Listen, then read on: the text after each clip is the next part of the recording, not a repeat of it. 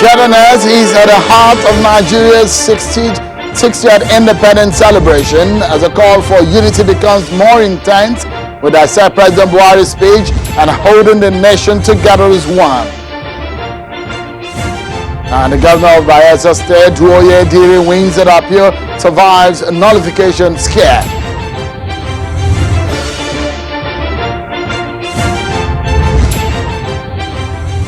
Hello everyone, and I guess it's still okay to say happy 60th independence, Nigerians, and welcome to the program. This is Politics Today live on Channels Television. I'm Sean Akimbaloye in Lagos. Let's first tell you about one of your top political stories today. The appeal court sitting in Abuja has upturned the verdict of the Bayelsa State Election Petition Tribunal that sacked Governor Duoye Diri and ordered a fresh election. In a unanimous judgment, a five-man panel of justices led by Justice Azira Gana Michela held that the majority verdict of the tribunal that voided Governor Diri's election was, quote, perverse and contemptuous of the law, end of quote. Justice Obande Ogunya, who read the lead judgment, held that the tribunal wrongfully evaluated the petition filed by the Advanced Nigeria Democratic Party, ANDP, to challenge its alleged unlawful exclusion from the governorship election, while dismissing three other appeals filed by Accord Party, Liberation Movement, and Alliance for Democracy. The court also upheld the appeal filed by the Independent National Electoral Commission, INEC, challenging the tribunal's verdict. In a particular case where Bayelsans themselves have said they are not interested, the governorship candidate of the ANDP is a Bayelsan. He has withdrawn from the suit, from the tribunal. The deputy governorship candidate withdrew. But a non-Bayelsan, somebody who is not from Bayelsa State, says he is the chairman of the party and being remote controlled. But let me use this medium to acknowledge the judiciary and the Court of Appeal judges, the five wise men, for upholding the law. For us, it only gives us the hope that the judiciary still remains the bastion and the place where the common man can go and have justice. Thank you so much, everyone. So let's get into our conversation for tonight. There have been so many conversations around Nigeria's 60th independence celebration and how we're fared as a people. A lot of Nigerians are also speaking about President Buhari's speech on Independence Day. Before now, there have been so many conversations on the unity of the country and the diversity of its people. Some will tell you that we're more divided. Some will say, no, we are not. The theme of the celebration is togetherness. And President Buhari spoke about this. Take a look at the text of his speech, a portion relating to that. President Buhari said, quote, Nigeria is not a country for Mr. President, any ruling or opposition party, but a country for all of us, and we must play our part, irrespective of challenges we face, to make this country what we desire to achieve. This, we must focus our minds together as a people on ways of resolving the identified critical challenges that underline our present state. He listed several issues that needs to be looked into, which will form part of our conversation tonight. Let's get a look at the issues affecting the nation's unity and the way forward. The president said in his speech, it's a time for reflection. He said, personally, every day he reflects. And as a nation, he thinks that it's a moment for us also to reflect. But one major thing to reflect on is the unity of this country and how we can come together, hold ourselves together going forward. I'm being joined tonight by Mr. Garba Shehu, the President's media advisor. He joins us from Abuja. Thank you so much, Malam Garba Shehu, for your time tonight. And also I have on the program tonight, Alhaji Yabaji Sani is the national chairman of the ADP and former presidential candidate of his party in 2019. He joins us from Abuja studio. Thank you indeed, and happy independence to you both. Thank you so much for joining us tonight.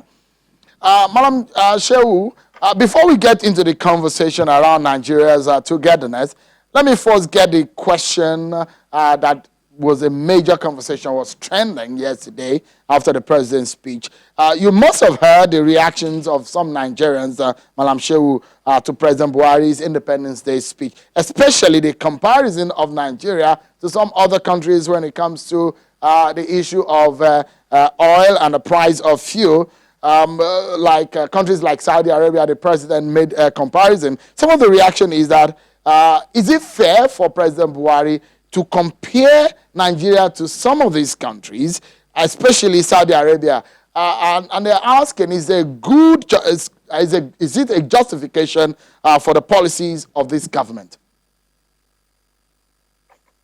Well, we use in a universal community, interconnected with one another, and experiences in one region of the world have implications for people living in other sections. So therefore, it is a universal community, and what affects one part of the world will affect us. And in the case of oil, we have stopped subsidy in the interest of Nigerians, that we're joining also the global market system, so that Nigerians will be beneficiaries when global oil prices are down. But when they are up, we also have to share in that. And so therefore, it is important that we know what happens elsewhere. And it is not only Saudi Arabia that Mr. President cited. People say Saudi Arabia has all of these social support systems and all that are absent. Talk about those neighboring countries, Chad, Niger, Ghana, oil producing, all of them. And they are selling oil at twice as much as is being offered to Nigerians at this time. So why can't we also reflect on that? Well, I mean, if you look at perhaps one of the conversations is about Nigeria's peculiar situation. And if you look at the lifestyle or livelihoods of, in fact, if you look at the per capita of Saudi Arabia, for an example of those countries that the president listed, compared to the price of oil or what the president tried to achieve yesterday, especially when Nigerians are going through a lot. And the question would be, is it fair to make that kind of comparison? Because a lot of Nigerians will be paying more. We belong to a global market system. We are buying mostly our refined products from the international market. Is it fair that the taxpayers' money, how many Nigerians have cars anyway? How many of them run generators in their homes that they need this fuel for? Is it fair that the farmer and the herder and all of these low-level people in our society, that the taxpayer money is taken from them and is subsidizing the lifestyle of our city urban dwellers? So it's just the president is just trying to be as practical on these matters as possible. Saudi Arabia is important in this discussion, because what is the technical cost of producing a barrel of oil in Saudi Arabia? It's not more than a quarter of what we spend here. And yet you see they charge more than Nigeria. How much comes to Nigeria when you look at our technical costs? So therefore, Nigerians, I think, should be realistic, accept the fact that, in fact, for these systems to run seamlessly, government is not the best manager of businesses. We should surrender them to the market. We have done this with the telecoms. The telecoms are serving you and I, they're serving the whole nations excellently well. And when we do this with petrol, we will no longer have to go with queues, spending 2 nights on ahead of Christmas travel, or Salah, or New Year. This has to be put behind us. All nations of the world put these things to the market. And Nigeria should modernize. We shouldn't continue to, pretend that we can afford subsidies when we cannot. 60% of annual revenue is down, is out. We don't have it because of COVID. So why is the money going to come? Are we going to borrow from foreign banks and then to give subsidy to lifestyles of people who are lucrative? Let me bring in Alhaji Yabagi Sani, because Alhaji Sani, you started your career with the NNPC when you came back to the country, studying from Harvard and Columbia. Give us a sense of what you make of those who criticize the president's comparison. Is it fair to have criticized the president in that manner, the speech of the president on Independence Day? Thank you, Seun, for having me. First of all, let me congratulate Mr. President for our 60 years anniversary as a nation. I salute his courage. I encourage him to go ahead and give Nigerians what we deserve, wake up to the responsibilities of leadership, and give Nigerians, good life. That's what governance is all about. Today, this country, I think the government is playing the victim, whereas the citizens are the victim in this case, because nobody is questioning the rationale in increasing the price of fuel, because differently, we cannot continue to have fuel or any product for that matter, at a particular price, beyond a certain number of a certain period of time. But what has happened in Nigeria is that the government failed in addressing the fundamental issues in the sector, that's the oil and gas sector. What have we been doing since, let's take it even from since this government came to power? What have we been doing with the refineries? Why couldn't we have sold those refineries or revamped them in the proper way so that Nigerians will experience the dividends of democracy in fact, as far as oil is concerned, because oil, we have the crude oil here. We're not importing crude oil. So why should we be importing refined products 5 years or now 6 years down the line since Mr. President came to power? Mr. President is not new to the oil and gas industry. He was the minister, he was the national commissioner in 1975, as far back as 1975. In fact, he built some of the refineries. So what has happened? Why didn't we repair those refineries so that Nigerians can benefit maximally from this God-given gift that God has given to us?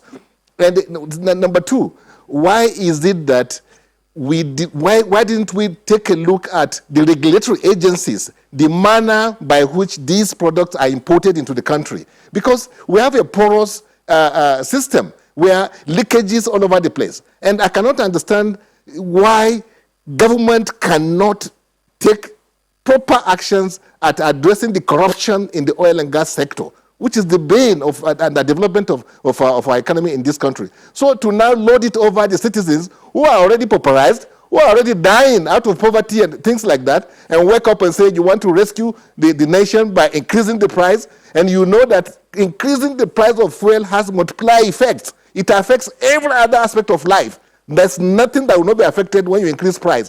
So this is why the government should have, first of all, looked into how to properly organize, the sector, that's the oil and gas sector. And the simplest thing to do is you can sell the refineries if you have to sell them. So to compare us with Saudi Arabia, where they are not importing petroleum products because they are organized, they have refineries working. Nigeria here have a refinery working. So what are we doing as a big country like Nigeria, the biggest on the continent of Africa, is still battling with the issue of importation of petroleum products for Nigerians. So I think Mr. President should seriously address the issue of governance, and that is delivering the benefits to the nationals, and that is taking fundamental, axiomatic decisions that will affect positively the lives of the common citizens in this country. So that is where I disagree with Mr. President. I know that we need to increase the price, yes, but what have we been doing with those elements that would have affected the price, will make the price to be affordable by Nigerians? So that's my grooves with what's happening as far as the oil and gas sector is concerned, and I think we have come a long way in this country, and Nigerians are informed now because the world is connected. What is happening in other places, even without Mr. President mentioning these countries, we know. And this is why we should address these fundamental issues, because oil is very important to this economy. Unfortunately, 80% of our revenue comes from that oil. Unfortunately, also, we are a nation that is big, large, that if you repair these refineries, the consumption within the country can sustain the profitable running of those refineries. But unfortunately, the corruption in the oil and gas sector has not allowed the government to take proper decisions in correcting these anomalies. Okay, so just a moment, let's take a breather. But when we come back, I know there is such a thing as national character that is enshrined in our laws to ensure even distribution of positions and the running of the nation. But beyond that is a question of Nigeria's unity, togetherness. Are we really together? Tonight, we'll be looking at how we can forge unity in this country and the way forward after 60 years of independence. Stay with us, everyone. We'll be right back.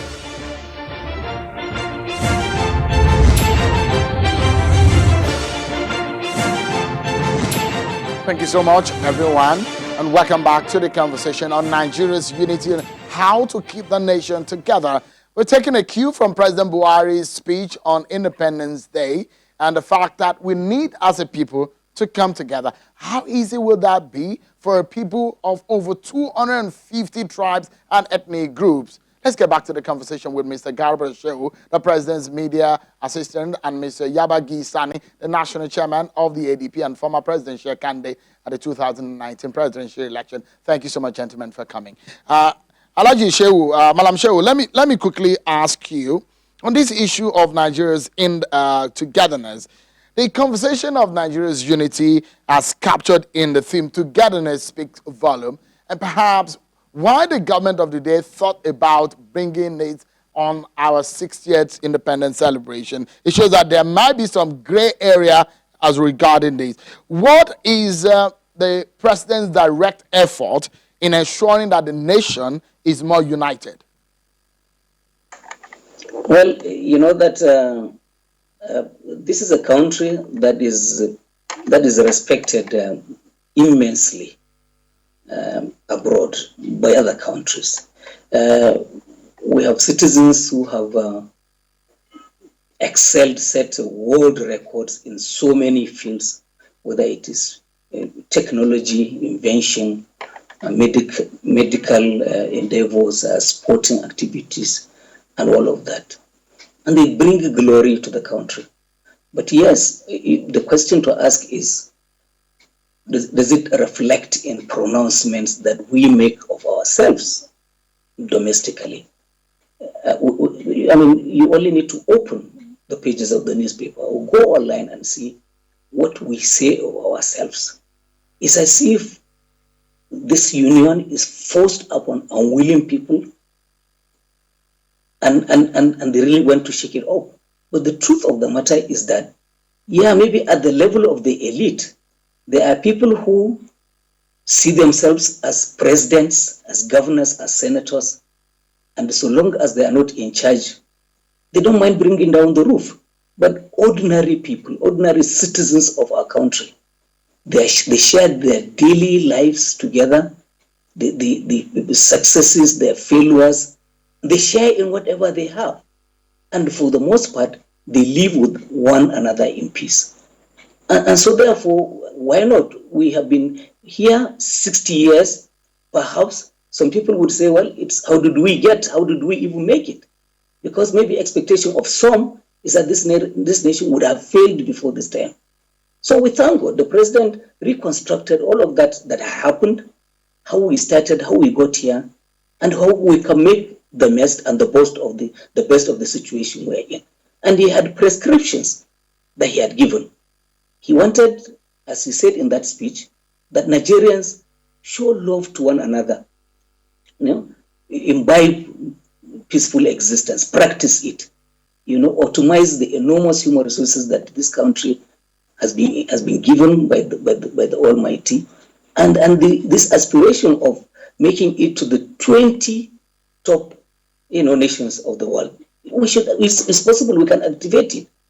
We should strengthen our institutions and hand back democracy, real power to the people. And spoke about emphasis, the enthronement of rule of law, and the need for imbibing tolerance and accepting our diversity. So, Malam Shehu, sorry, apologies. How is it, because you manage the president's perception and communications for him, for a president that some people perceive as in his appointments lopsidedness, and when the question of unity and togetherness come to the table, is the president willing to impress Nigerians in this regard going forward now that the issue of togetherness had come to the table? Well, you know that much of this is political talk. There are people who, because they are not there, they would condemn whoever is there. And the thing is, if we are not in charge, that it is simply not working. However, it is important to say that this country is governed by a constitution. We have such things as the federal character principle embedded in our own constitutions, and actually violation of that is actionable. And so therefore, we are, as far as we can see, the president is being as fair as anybody can be. We had been forced at some point to go into the records. And we did a compilation of the distribution of appointments that the president has made.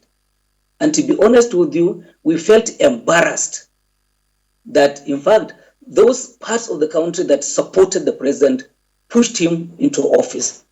We're receiving the short end of the stick. And so the president has a duty to ensure that there is a redress to this. Every part of this country is a part of this government and will be made to feel. So just a moment. Let me bring Alhaji Yaba Sani into the conversation. How easy is it to impress Nigerians, or how easy is it to bring Nigerians together at such a time when a lot of people believe that we may be apart? But going forward after these 60 years, how do we ensure unity for all Nigerians? Well, to bring Nigerians together is very easy. If you fix the economy, you fix the judiciary, you fix the politics. The president has a chance, really, a very auspicious opportunity to do all the things I've just mentioned. If he amends the electoral bill, I mean the bill, that will bring in fair, free, and peaceful elections that people will believe in, so that we can begin to recruit leadership in the proper way, I'm sure Nigerians will come together. If he fixes the economy in a way that, you won't have poverty at the level you have it in this country today, we'll check out of number one as the poverty capital of the world, will no longer be number one capital of the world. People will come together. If we fix the judiciary, that people can go to court and then be given, expected justice, then Nigerians will come together. Unless you do these three things, even investors may not come here if these things are not fixed.